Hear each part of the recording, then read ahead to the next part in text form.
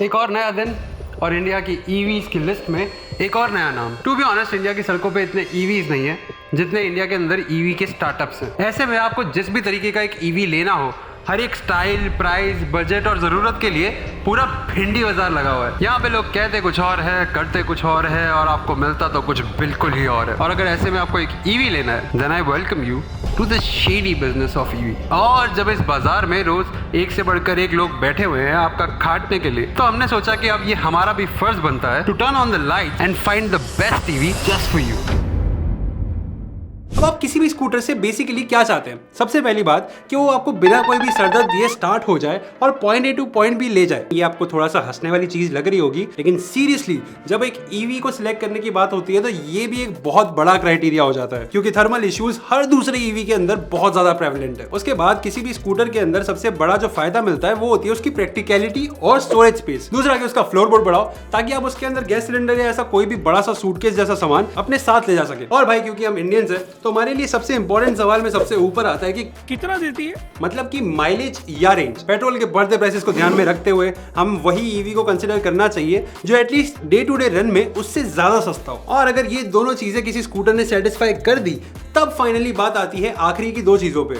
एक fun to ride scooter जिसको आप सिटी में चलाने में आपको मजा आए, और अगर आपको एक जगह से दूसरी जगह पहुंचना है तो वो आपको जल्दी से उड़ते हुए साए साए करके पहुंचा दे। और अगर ये वाला टेस्ट भी पास हो गया तो फाइनली आ जाती है बात स्टाइलिंग की, कि अगर आपका स्कूटर देखने में अच्छा नहीं है तो बाजू वाले शर्मा जी क्या कहेंगे। तो इन सारी चीजों को ध्यान में रखते हुए हम आज के वीडियो में आपको हर कैटेगरी के हिसाब से बेस्ट स्कूटर बताएंगे जो खास आपकी नीड को टारगेट करेगा। तो चलिए शुरू करते हैं आज का वीडियो। लेकिन यार, अब वीडियो शुरू करने से पहले एक इंपॉर्टेंट टॉपिक पे बात कर लेते हैं। अब यार, किसी भी एक आम बेटे की तरह बचपन से मेरा भी ये सपना था कि मैं भी अपने घर वालों को एक अच्छा सा घर लेके गिफ्ट कर सकूं। बट जब तक इनकम बहुत अच्छी ना हो, क्या ये पॉसिबल भी है? तो यार ऐसे में बहुत जरूरी हो जाता है अपनी इनकम को बढ़ाना। तो अगर आप भी अपनी इनकम को बढ़ाना चाहते हैं तो ट्राई करिए ऑलम ट्रेड ऐप। हजारों इंडियंस ने इस ऐप पर ट्रेडिंग शुरू कर दी है और साथ में प्रॉफिट्स भी अर्न कर रहे हैं। तो अब है आपकी बारी। अब अगर आप ये कह रहे हैं कि यार मेरे को तो ट्रेडिंग का एबीसी भी नहीं पता, तो ऑलम ट्रेड ने उस चीज का भी ध्यान रखा है। ऑलम ट्रेड एक बेसिक इन्वेस्टमेंट एप्लीकेशन है और इसीलिए यहाँ पर आपकी प्रॉफिट्स के साथ साथ नॉलेज का भी पूरा ध्यान रखा जाता है। ट्रेडिंग शुरू करने के लिए ये आपको देते हैं एक ट्रेनिंग कोर्स,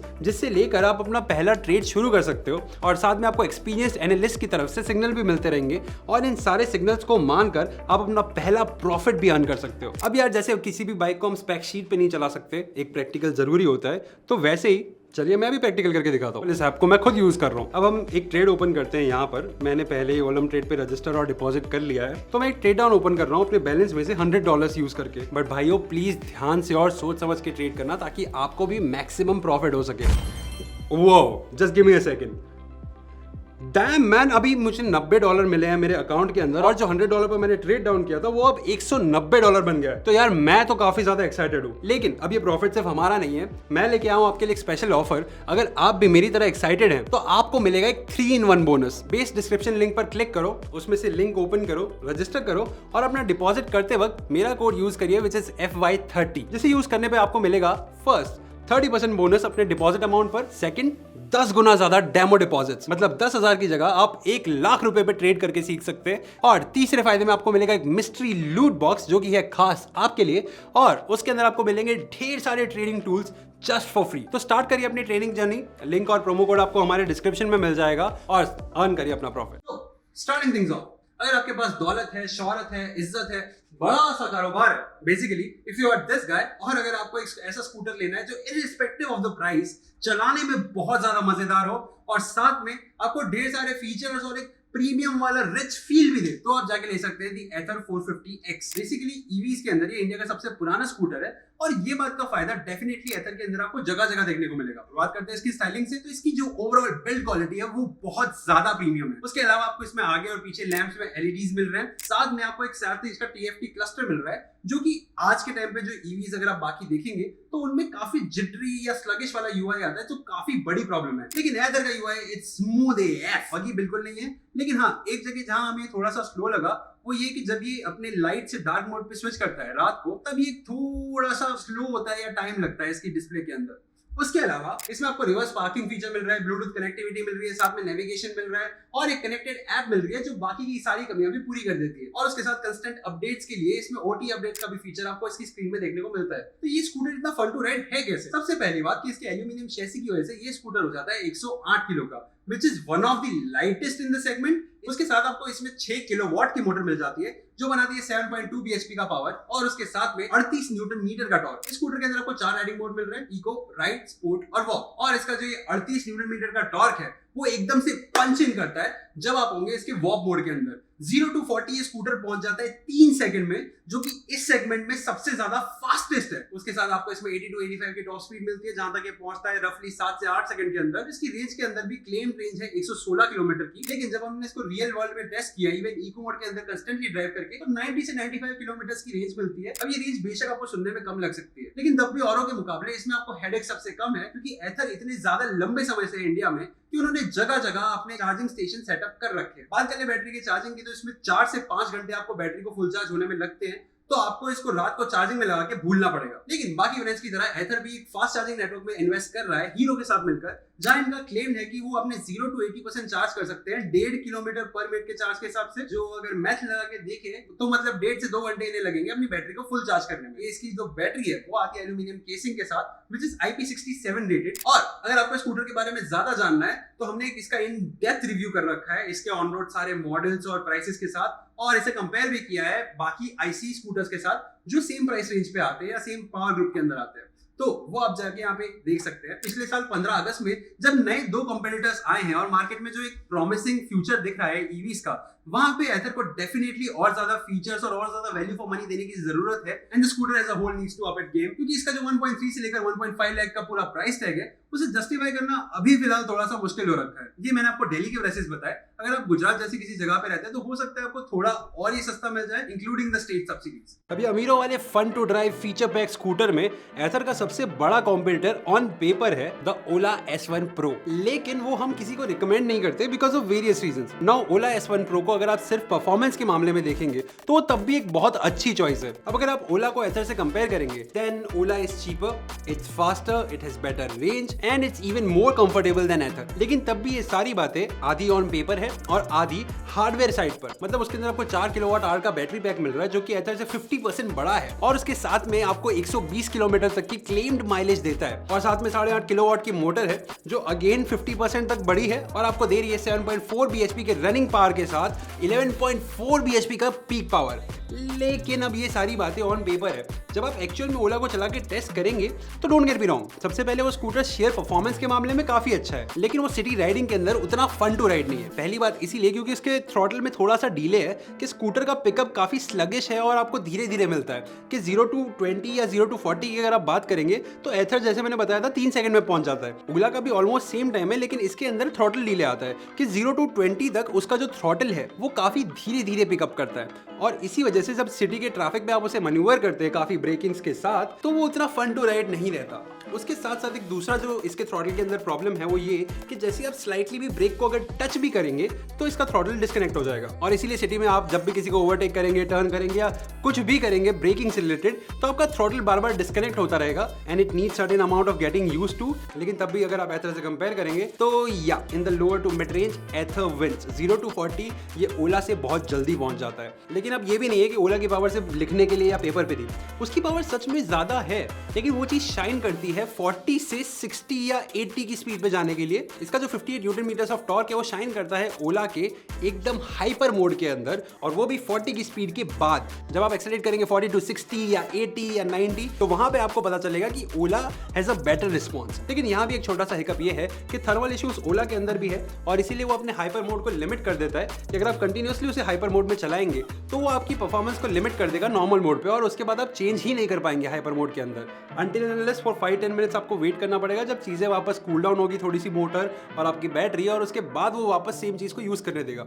जबकि एथर में ऐसा कुछ नहीं है, आप पूरे दिन उसको वॉक मोड में चलाइए, it will happily go that. अब एक और जगह जहां पे ओला एथर से बेटर है ऑन पेपर वो है फीचर्स के मामले में, लेकिन this is the shady game of upcoming features. Mostly manufacturers क्या करते हैं कि अपकमिंग फीचर्स बोलकर आपको बोलते हैं कि ये वाला feature in the future upcoming update की तरह मिलेंगे। चाहे आप इसमें फास्ट चार्जिंग की बात कर लें, इसके अपने ओएस की बात कर लें, म्यूजिक की बात कर लें, डिस्प्ले मूड्स की बात कर लें, क्रूज कंट्रोल की बात कर ले, the list goes on and on and on. तो इसके फ्यूचर अभी भी काफी फ्यूचर में है, तो इसलिए हम अभी ये स्कूटर को रिकमेंड नहीं करते। लेकिन अब हमें ये भी पता है कि आप में से बहुत सारे लोग ऐसे होंगे जो ये सब जानते हुए भी ओला खरीदेंगे, और वो इसीलिए कि you are betting on Ola, which in my personal opinion is a good bet. कि ओला सबसे बड़ी और सबसे ज्यादा बैकअप वाली कंपनी है, तो अगर ये सारे फीचर्स को कोई पॉसिबल कर सकता है तो वो भी ओला ही है। लेकिन all I am saying to the other regular people कि आप थोड़ा सा वेट करिए, ओला को अपना काम करने दीजिए। वो इन फ्यूचर जैसे ही वो सारी अपडेट्स ले आता है, एक बार ओला सच में द वैल्यू फॉर मनी जो उन्होंने प्रॉमिस किया था वो अपने स्कूटर्स में देना शुरू कर देता है, फिर आप जाके वो स्कूटर लीजिए, and it will be the best scooter in India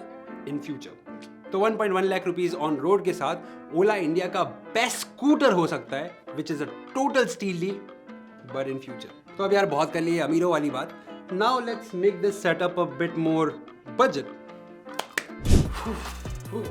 okay, Now it doesn't take a genius to tell कि आपको अगर इंडिया में एक स्कूटर बेचना है तो एटलीस्ट आपके स्कूटर का कंप्लीट होना बहुत जरूरी है, और उसके साथ में आपको एक परफेक्ट बैलेंस स्ट्राइक करना पड़ेगा परफॉर्मेंस, रेंज, फीचर्स और सबसे ज्यादा बजट के साथ। तो अगर आपका बजट भी 1 से 1.5 लाख तक नहीं है और आप एक चाहते हैं value for money scooter under 1 lakh rupees, तो वहां पे ओकिनावा की तरफ से हमारी जो बेस्ट पिक है वो है ओकिनावा का आई प्रेस प्लस। अब इसी का एक और वेरिएंट भी आता है प्रेस प्रो, लेकिन हमें आई प्रेस प्लस थोड़ा ज्यादा बेटर लगा उससे, क्योंकि 80 to 85 के ऑन रोड की प्राइस के साथ including the state and fame subsidies, उसके हिसाब से थोड़ा ऊपर नीचे हो सकता है, लेकिन तब भी 80 से 85 हजार ऑन रोड की प्राइस के साथ ही आपको ऑफर करता है 140 किलोमीटर पर चार्ज की माइलेज, एक रेंज जो कि खुद टेस्टेड है इसके यूजर्स के थ्रू। तो इस मामले में ये काफी आगे निकल जाता है बाकी स्कूटर्स से। साथ में 55 to 60 kmph की टॉप स्पीड भी है, और साथ में एक 3.3 किलोवाट आवर का बैटरी पैक है जो फुल चार्ज हो जाता है 4 से 5 घंटे के अंदर। अब अगर आप ये स्कूटर लेने का सोच ही रहे हैं तो इसका एक बहुत अच्छा कंपटीशन आ जाता है प्योर ईवी की तरफ से।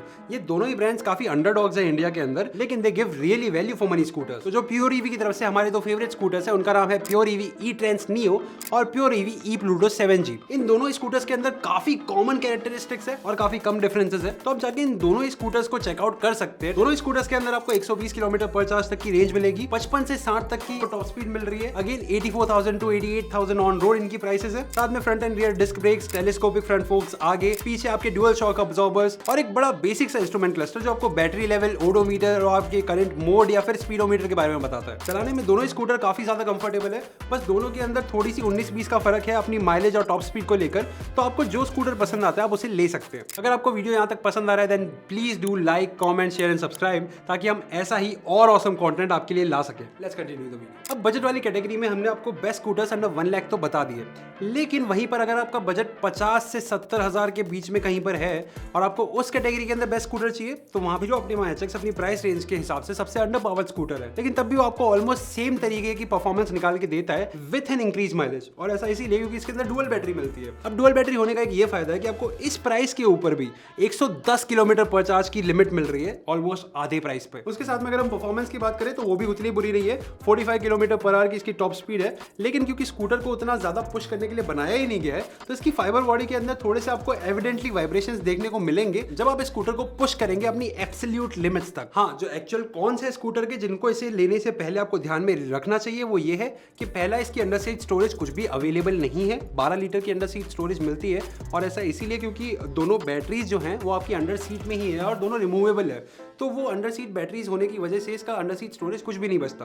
वो जो 12 लीटर है उसके अंदर एक हाफ फेस हेलमेट फिट होगा हार्डली, लेकिन वो हेलमेट भी या तो आपकी बैटरी से टकरा के स्क्रैच होता रहेगा, या फिर अगर आप एक होम चार्जिंग किट जो स्कूटर के साथ आता है उसे लेंगे तो वो आपके 12 लीटर भी खा लेगा। सेकेंडली, इसके अंदर कोई ब्लूटूथ या ऐप कनेक्टिविटी नहीं मिलती, तो ये फीचर से अगर आपको उतना फर्क नहीं पड़ता then you can go with this. इसके सिर्फ हेडलैम्प्स LED है, बाकी हर जगह आपको हेलोजन देखने को मिलेगा। और आगे और पीछे जो हम डिस्क ब्रेक्स देखते हुए आ रहे थे, इस बजट पे आते ही वो दोनों कन्वर्ट हो जाएंगे ड्रम ब्रेक्स के अंदर। 70 से 75 हजार तक इसकी एक शोरूम कीमत है, जिसके अंदर आप अपनी बाकी स्टेट के हिसाब से सब्सिडीज लगाकर डेफिनेटली और कम प्राइस पे इसे अपने घर ला सकते हैं। अब हीरो ऑप्टिमा HX को लेने का एक सबसे बड़ा जो रीजन है बाकी लोगों का, वो है हीरो मोटोकॉर्प से उसका बैकअप होना, जिसकी वजह से एक ट्रस्ट बिल्डअप हो जाता है। तो यहीं पे एक अंडरडॉग ब्रांड और है जो काफी अच्छी सेल्स के साथ कंपीट कर रहा है इसी स्कूटर से, और ये स्कूटर का मेन कंपेटिटर है द एम्पियर मैग्नस EX। और अगर आप हीरो की ब्रांड वैल्यू वाले क्वेश्चन से थोड़ा सा कॉम्प्रोमाइज कर सकते हैं तो एम्पियर डेफिनेटली आपके लिए एक बेटर चॉइस हो जाता है। ऐसा इसीलिए इसीलिए क्योंकि आपकी 550 वॉट की मोटर की जगह 1.2 किलोवाट की मोटर मिल रही है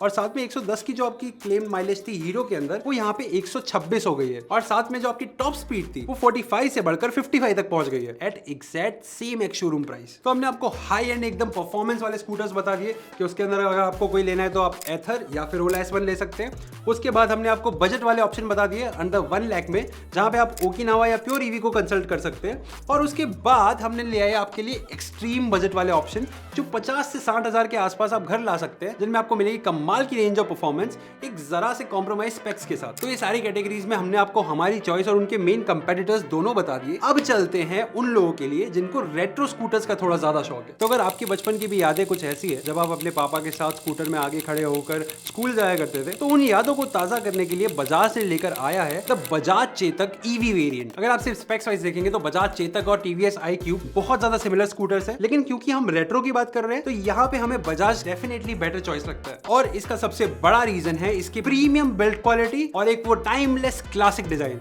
कि जैसा आपका पुराना बजाज चेतक दिखता था उसी का एक थोड़ा सा मॉडर्नाइज रफ्तार with the exact same retro feel वो लाके आपको बजाज ने डिलीवर किया है इस बजाज चेतक में। अब इसका इंस्ट्रूमेंट क्लस्टर बड़ा बेसिक सा है, आपको इसके अंदर टाइम, ओडो, स्पीडो, आपकी बैटरी का स्टेटस, रेंज टू एम्प्टी, ये सारी चीजें देखने को मिल जाएंगी। लेकिन आप जैसे स्कूटर के ऊपर बैठेंगे आपको इसका वो प्रीमियम स्विच गियर से एक लेविश और प्रीमियमनेस वाली फीलिंग आनी शुरू हो जाएगी। 4 किलोवाट की मोटर है जो 5.5 bhp बनाती है 16 न्यूटन मीटर टॉर्क के साथ। तो पावर फिगर्स के हिसाब से ये कोई उतना ज्यादा पंची स्कूटर नहीं है जैसे कि टिपिकल एक ईवीज को माना जाता है, लेकिन क्योंकि ये बनाया गया है रेट्रो क्रूजर स्टाइल में तो उस हिसाब से ये पावर फिगर्स काफी रिस्पेक्टेबल है। साथ में आपको 2 राइडिंग मोड मिल रहे हैं जिनमें से एक का नाम लिटरली राइड है, so that's just Bajaj being Bajaj. Eco mode के अंदर आपको 85 से 90 किलोमीटर पर चार्ज की रेंज मिल जाएगी जो कि 70 या 65 तक पहुंच जाएगी जैसे ही आप स्विच करते हैं इसके राइड मोड पे। टॉप स्पीड इसकी 80 के आसपास है और ओवरऑल स्कूटर उतना हैवी भी नहीं है। 118 किलो का ये पूरा स्कूटर है अपने स्टील फ्रेम की वजह से। साथ में आपको लिंक टाइप सस्पेंशन मिलता है फ्रंट में और मोनोशॉक मिलता है रियर में एक स्विंग आर्म के साथ। तो अगर आपको भी रेट्रो क्रूजर टाइप के स्कूटर का शौक है और आप नॉस्टैल्जिया को फिर से जीना चाहते हैं तो आप उसका एक मॉडर्न अवतार द बजाज चेतक ईवी को अपने घर ला सकते हैं। हालांकि इसकी प्राइस हमारे ओपिनियन में थोड़ी सी ज्यादा है, but still as a retro scooter this is our best choice. 1.2 lakh से लेकर 1.4 लाख तक आपको स्कूटर मिल जाएगा डिपेंडिंग ऑन कहां आप रह रहे हैं और सेम 4 से 5 घंटे वाला चार्जिंग टाइम इस स्कूटर में भी लगेगा। तो यार यही तक था आज का वीडियो, मैं मिलता हूं आपसे अगले वीडियो में, तब तक के लिए टेक केयर, बाय बाय।